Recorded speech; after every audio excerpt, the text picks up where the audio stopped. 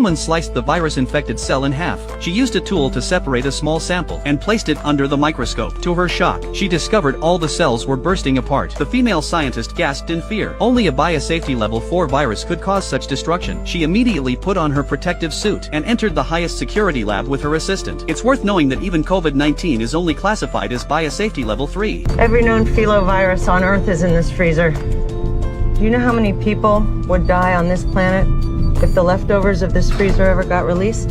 All of us? She first extracted Marburg virus antibodies from a chimpanzee and dripped them onto the newly discovered filovirus sample, but the serum didn't turn green, which meant this wasn't the Marburg virus. It's negative. That's good. No. If it's not Marburg, none of the other options are good.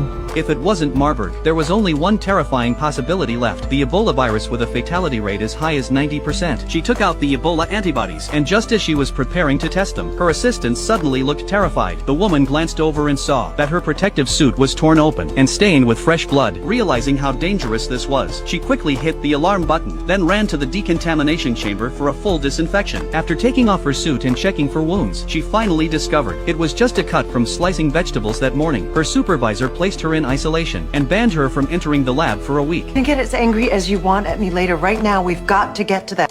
We may have a filovirus on our hands, and there's a chance that it's Ebola.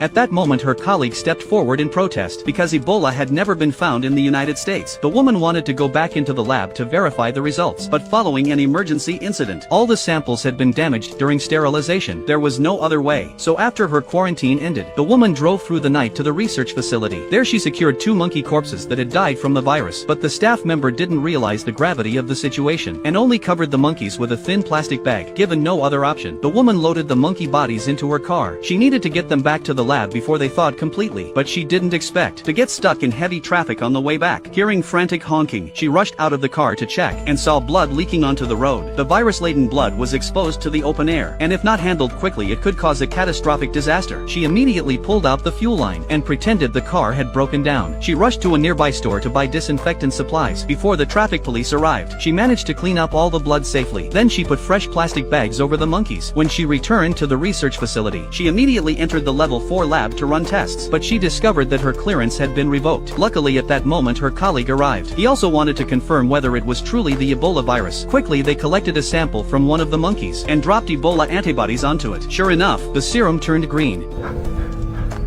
Ebola Zaire.